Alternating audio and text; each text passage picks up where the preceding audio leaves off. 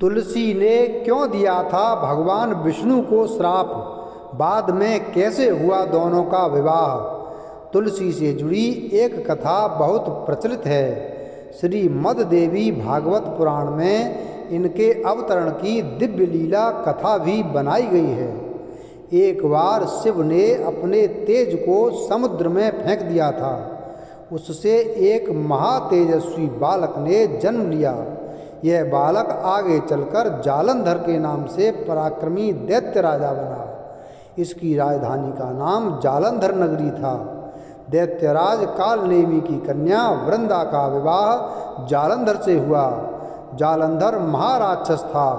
अपनी सत्ता के मद में चूर उसने माता लक्ष्मी को पाने की कामना से युद्ध किया, परंतु समुद्र से ही उत्पन्न होने के कारण माता लक्ष्मी ने उसे अपने भाई के रूप में स्वीकार किया। वहाँ से पराजित होकर वह देवी पार्वती को पाने की लालसा से कैलाश पर्वत पर गया। भगवान देवाधिदेव शिव का ही रूप धरकर माता पार्वती के समीप गया, परंतु माँ पार्वती ने अपने योग बल से उसे तुरंत पहचान लिया तथा वहाँ से अंतर्ध्यान हो गईं। देवी पार्वती ने क्रुद्ध होकर सारा वृतांत भगवान विष्णु को सुनाया। जालंधर की पत्नी वृंदा अत्यंत पतिव्रता स्त्री थी। उसी के पतिव्रत धर्म की शक्ति से जालंधर न तो मारा जाता था और न ही पराजित होता था। इसलिए जालंधर का नाश करने के लिए वृंदा के पतिव्रत धर्म को भंग करना बहुत जरूरी था। इसी कारण भगवान विष्णु ऋषि का वेश धारण कर वन में जा पहुँचे, जहाँ वृंदा अकेली भ्रमण कर रही थी। भगवान के साथ दो मायावी राक्षस भी थे, जिन्हें देखकर वृंदा भयभीत हो गई। ऋषि ने वृंदा के सामने पल में दोनों को भस्म कर दिया। उनकी शक्ति देखकर वृंदा ने कैलाश पर्वत पर महादेव के साथ युद्ध कर रहे अपने पति जालंधर के बारे में पूछा। ऋषि ने अपने माया जाल से दो बानर प्रकट किए।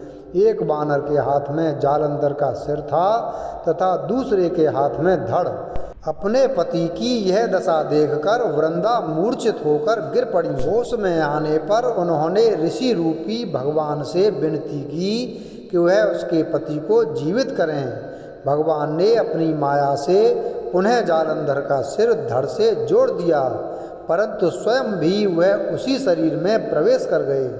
वृंदा को इस छल का जरा भी आभास न हुआ। जालंधर बने भगवान के साथ वृंदा पतिव्रता का व्यवहार करने लगी, जिससे उसका सतीत्व भंग हो गया। ऐसा होते ही वृंदा का पति जालंधर युद्ध में हार गया।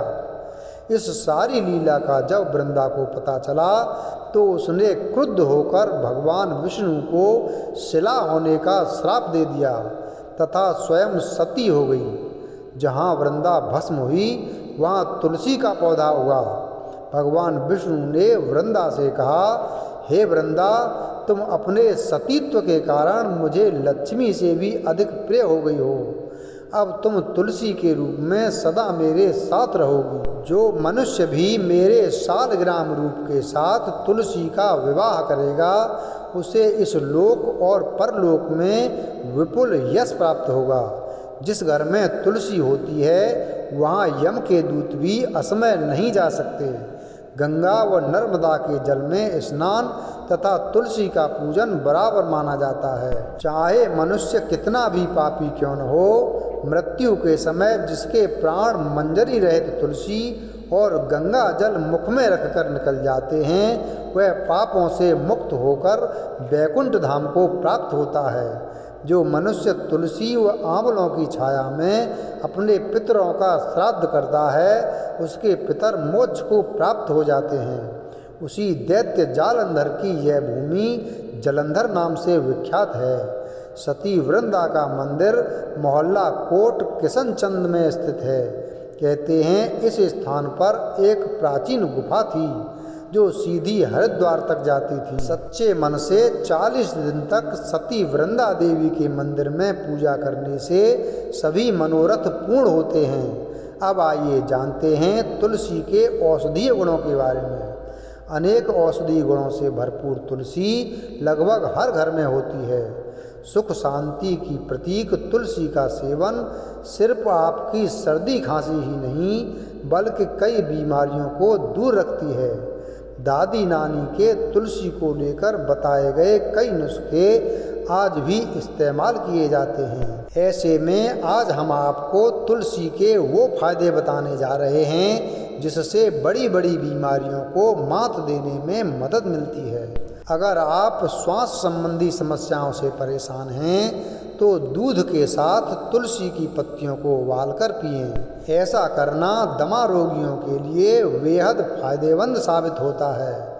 अगर किसी व्यक्ति को पथरी की समस्या है तो उसे नियमित रूप से खाली पेट दूध में तुलसी की पत्तियों को उबालकर पीना चाहिए। ऐसा करने से किडनी के पथरी की समस्या और दर्द दूर हो जाता है। तुलसी के पत्तों में हीलिंग गुण होते हैं। अगर आप तनाव और डिप्रेशन जैसी समस्या से जूझ रहे हैं तो दूध में तुलसी की पत्तियों को उबालकर पिएं। इस औषधि को पीने से मानसिक तनाव और चिंता दूर होती है।